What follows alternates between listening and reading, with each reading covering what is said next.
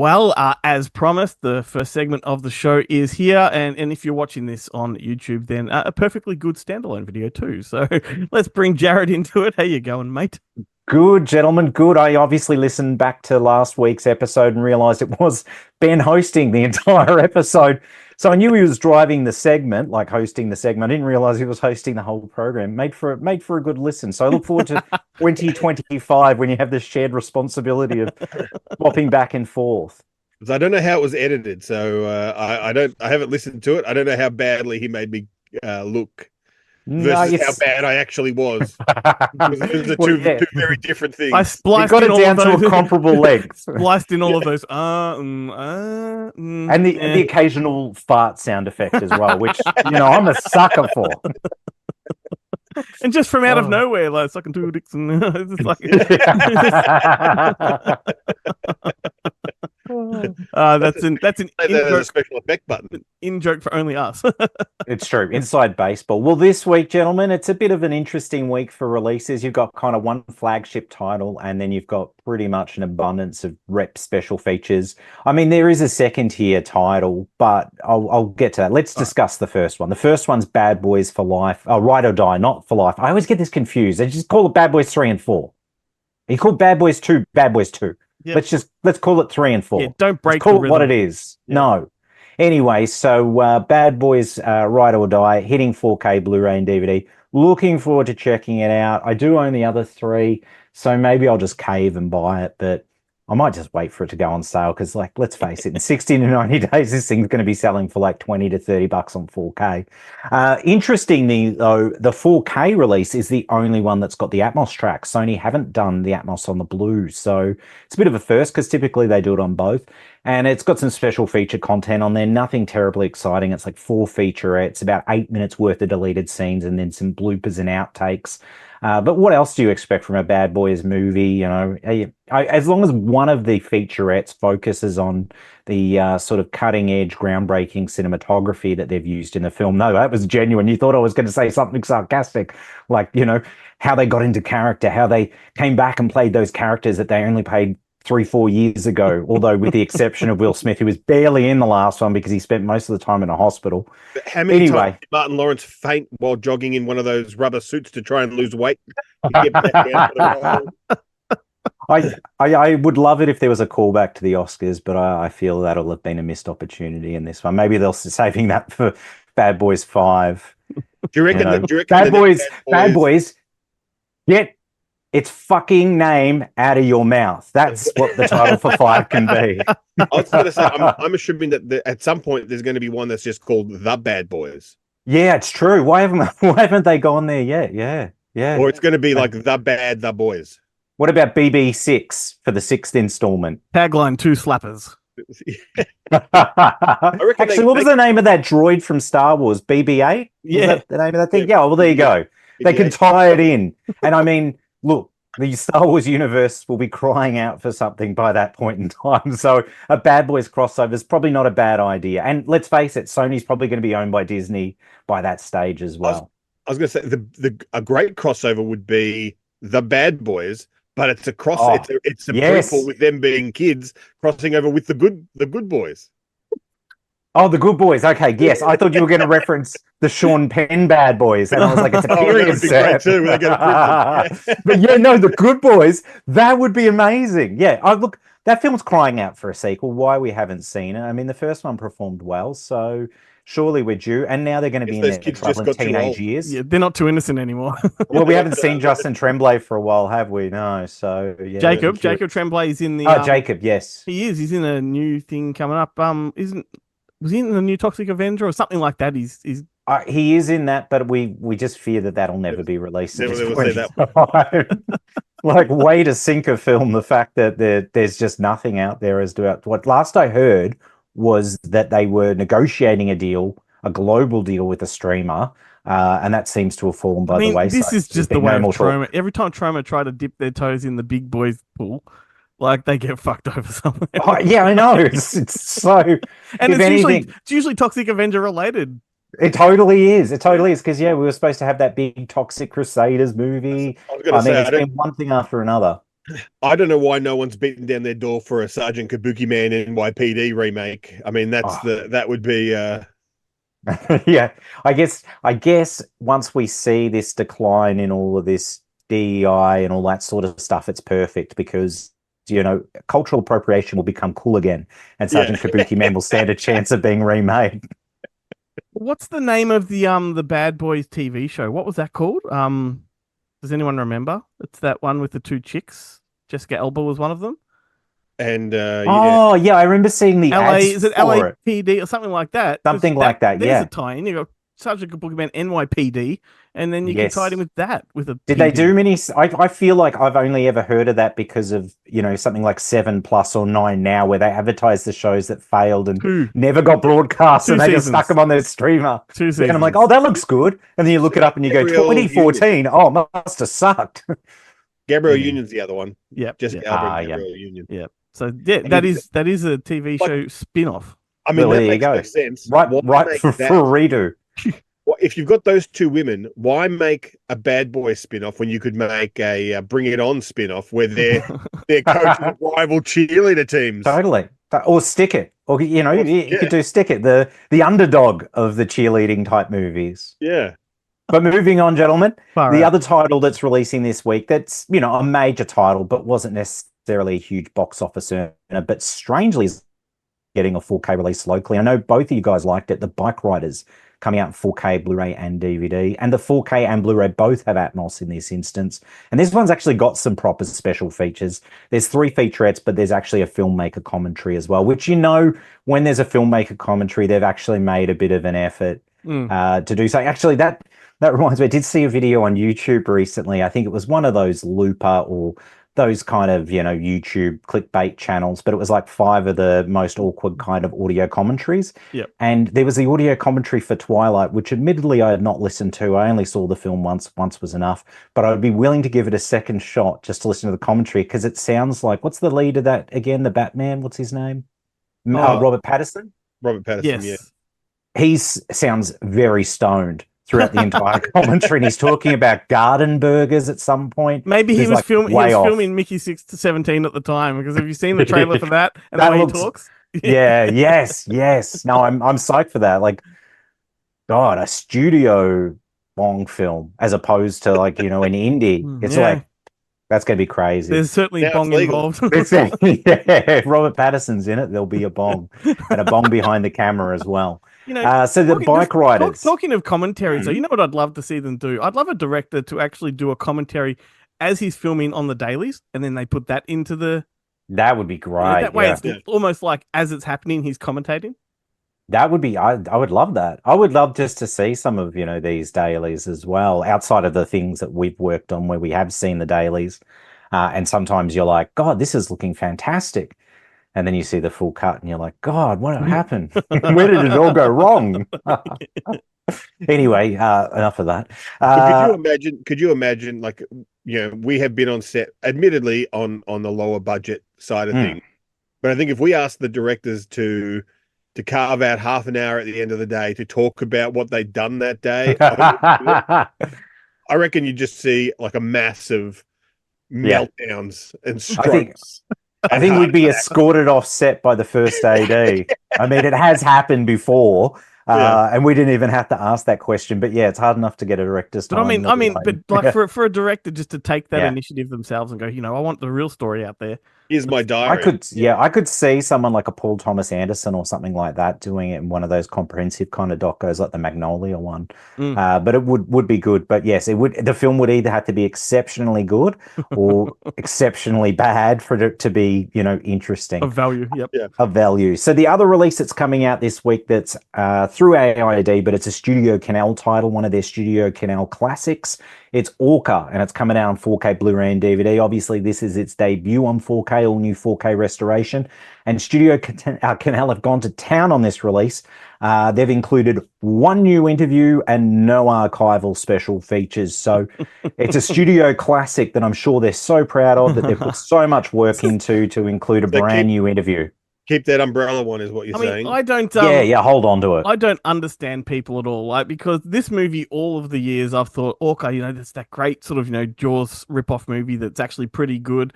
And yet, the second they announced that, all of the comment sections and message boards are like, "Oh, isn't that the shit movie that wanted to be Jaws?" It's like, yes, it's like it is, but let's not complain about that. Yeah, the same people complaining about that are the people that are buying Jaws 3 and 4 on 4K. I had bought them, but I'm not complaining about Orca. I have bought them. I look forward to revisiting them. Ben's microphone's Something's happened to Ben. Yeah. I think he's acting in the latest Bong movie. If you can, if you're watching this video, you'll know what we're talking about. But if you're listening, it's going to be very weird.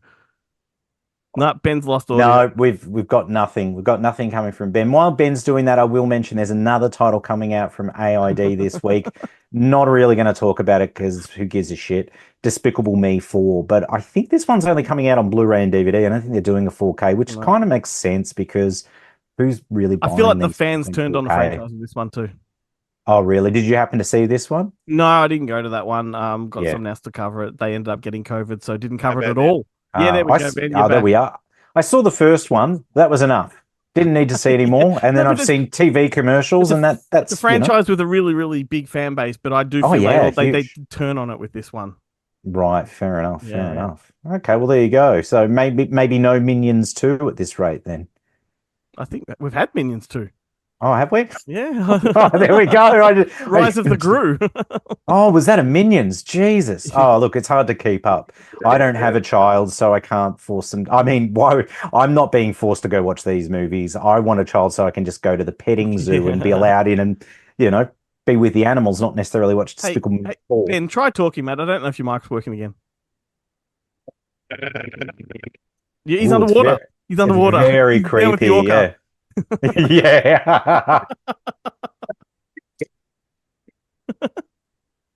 Someone bring him an oxygen tank. This guy's phenomenal. He's like Meryl Bainbridge. He could be your lover, trapped under the water. Look at him. Should we keep moving while Ben tries to? I reckon. Okay. So the next titles that I'll mention are all from Viavision, part of their imprint line. In fact, 3 of them are coming out through Imprint Films. The other are coming through the Imprint Films Asia, their sort of sub-label. So the first one's Capricorn 1, which I know Ben would be really excited about if he could talk right now. Just nod, Ben. Capricorn 1? Oh, there you go. We got to be, yes. I powered through it. Unplug my microphone because it shed itself. Okay. Oh, well, there you go. Keep it that way. There's an ad. That didn't look like a microphone at first. Watch out for that. Step a little closer. Speak into the mic. Sit on the microphone. Gotta watch out for the Capricorn 1 coming out on Blu-ray. This is one of those deluxe sets from Imprint where it's in the the larger box inside the 2 Amarais. It's got both cuts, theatrical and extended, both in their own Amarais inside that box, loaded with special features. Unlike the one, the other distributor I mentioned, this has all new feature content as well as archival content. It's a huge, comprehensive release, and I'm looking forward to checking that one out. Then there's also another deluxe release that they're releasing, Voyage of the Damned, and then a box set, a 7-film box set, Tales of Adventure. So they're coming out through the Imprint line, but then through the Imprint Asia line is another release Ben's going to be ecstatic about. Takashi Kitano's brother is coming out on Blu-ray. Love that film. Takeshi. Ruined the whole movie for me, but I love it. And it's good. Breaking down at the end. What the hell was he thinking? And it's another amazing release. You've got new and archival content, as well as this has actually got the uncut international version of the film as well. And of course, being Imprint, it's got one of those lovely little slip cases. Yep. And then there's another 2 Asia titles that Imprint are releasing. A new Jackie Chan film that I had not heard of. Right On. Yeah, Right On, a comedy. And I mean, with an element of martial arts, of course, because it can't be Jackie Chan if it doesn't.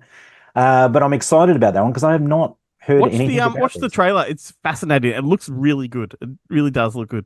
Oh, good. Because I've enjoyed the last few films that I've seen of Jackie Chan, mainly sort of American Chinese co-productions. He did that one with Pierce Brosnan, and then I think there's the Johnny Knoxville one. Admittedly, that wasn't great. But yeah, I've enjoyed the last few Chan films, so I'm looking forward to checking this out. And then the last release that they've got is what is it? Cliff Walkers. Cliff Walkers, yep. Cliff Walkers, not to be confused with Cliff Walker, the actor from Killdozer, and I think he might have been in Cheyenne, the Western TV series. Or Cliff Young, the Walker, with gumboots. Oh, well, yes. Okay, yes. Oh, you have no idea. That's all the releases, gentlemen, that are coming out this week. But Cliffy. Anyway. Oh, Cliffy, of course. Yes. It was a cultural icon that went way over my head until they did that ABC TV movie thing that I admittedly did not watch either. So I'm still quite foreign to it. But moving on to my focus film is a film that I had never seen before. But as soon as I heard they were releasing a 4K of it, I had to get it because I'd held off buying the Blu-ray. And it's another film in the never-ending list of Gene Hackman films that I've been trying to get through. Crime Cut with Lee Marvin and Sissy Spacek as well. And this was phenomenal. It was like one of those movies that I was kind of like, where has this movie been? Why didn't I see it sooner? Because I can't even recall it being on TV growing up. I remember seeing the video at the video store. And it's great. It's Hackman as a villain in this, Lee Marvin being the good guy, but he's a charismatic villain, Gene Hackman. Completely despicable. Yeah, great artwork. And yeah, Kino Lorber putting it out in 4K. Of course, the 4K is region free, but the accompanying Blu-ray is locked to region A. In terms of special features, though, it's only got, well, not only, but it's got 2 audio commentary tracks, but they're film historian commentary tracks. No one directly, connected to the film. I double-checked that. Yeah. And a theatrical trailer. It's a sort of missed opportunity. And that Gene Hackman doesn't do anything related to the films these days. He just does his fishing and writes his novels. And of course, Lee Marvin's long past. And Sissy Spacek, I don't know, maybe she just was unapproachable. I mean, I can't help but feel if Imprint did this release, they would have got some people involved. So it seems a bit of a missed opportunity on Kino Lorber's part, but there's hope that maybe maybe in the Gene Hackman Volume 2 box set. Yeah. Imprint do it, which they definitely should. One of the great pleasures in life is discovering an old movie like that and watching it for the first time and it being phenomenal. Absolutely. And to a degree, I'm more forgiving when a film's of an era and I'm watching it. Like the night prior to watching this, I watched another film. This was 1973. I watched the night prior, 1972's The 7-Ups with Roy Scheider. Yep. And admittedly, not an amazing film, but it has a killer car chase. It has a lot of great set pieces. That's the and some great performances. It's the unofficial spin-off from the French Connection. Oh, it absolutely is, because you've got the same producer, you've got the same stunt. Yeah, you got a lot of carryover cast members. Yeah, we released it on DVD back in the day. Was it a bounty release? It was a bounty release, and it was always the unofficial sequel to the French Connection. Yeah, the unofficial sequel. I'm like, yes, but there is a sequel. Also, the French Connection too. yeah. It's the unofficial in-between film sequel. They did write it as a sequel, just like Nighthawks was supposed to be the French Connection 3, Yeah. Oh man, I'm so glad it's not, because when I was growing up, I had zero interest in watching either of the French Connections until much later, and I do enjoy both films. But if you were ask me which film would I like to watch of French Connection 1, 2, and 3, and Nighthawks, it's Nighthawks every time, man. Like Rutger Hauer and Sylvester Stallone. Sylvester Stallone in drag. It's fantastic. I love that movie. Sylvester Stallone in drag, I think, is the only person less suited to drag than Kurt Russell in Tango and Cash. But Sylvester Stallone in drag looks just like his mum. Except he's got a beard. Estelle Getty. No, she had a beard too. She had a beard too. No, Nighthawks is phenomenal. I hope that one day there's a lovely edition that's out in the States through Screen Factory. It's got some great special features on it. But out there, somewhere out there, there is an alternate cut of Nighthawks. Sylvester Stallone's spoken about it. We don't know if the film elements exist, but there's got to be a work print. And it's got to get released. They've got to do a nice edition. I mean, Sylvester Stallone does talk about these, like the Cobra, there's another cut of Cobra, and I've got it and I can make it happen. You're like, well, just make it happen, man. Quit with toying with the Rocky films and let's get Cobra. That's why it happening. was such a nightmare that Sage passed Yeah. away. Oh yeah, that's hard. Yeah, He could have done it. He could have Yeah. had yeah. If anyone, it would grindhouse. have been him. Would have been Now, him. But anyway, gentlemen, before yes, you sorry. before you Yeah, wrap it up, one thing, can I just back it up a little bit and just yeah. say, well done to Ben on that Stalgetty joke. I heard it and it was great. I I was completely. going to wait for your text message after you'd edited the joke. It's still getting. No, I was there. I was on No one board. heard it. The I conversation missed was it, just but moving obviously too it fast. directly relates to Stop or My Mother Will Shoot, which is sitting on my 'Cause collection, yeah, still 'cause you said sealed. that- You said that Sylvester Stallone looked just like his mum, and I said, Estelle Getty. Yes, I can. I look forward to revisiting that one because I tell you what, I mean, some people hate Stop or My Mum Will Shoot. Some people hate Oscar. I celebrate it all. You know, Yeah. there's very few films from Sylvester Stallone I don't like. Paradise Alley being one of them. Not a big fan of that one, to be honest. I did not know going in that it would be a part musical sort of affair. And I watched it with Danny, and we were both like, oh, And how yet, long do we leave it on for? Rhinestone, is one of his greatest films. Oh, it's great. That's crying out for release, but it's trapped in the Fox catalog, so we'll probably never see it happen. Well, Paradise Alley is the name of the upskirt video for when he was dressed as his mum. Right then. And if you haven't been cancelled yet, that's the moment you do. On that note, gentlemen, I'll leave you to it. And until next time, Stay physical. Physical. Oh, Jarret paused that time. Damn it. Ben's audio went weird. And so did yours. Oh, did it? Now, what a Oh, well, that'll make for an interesting edit.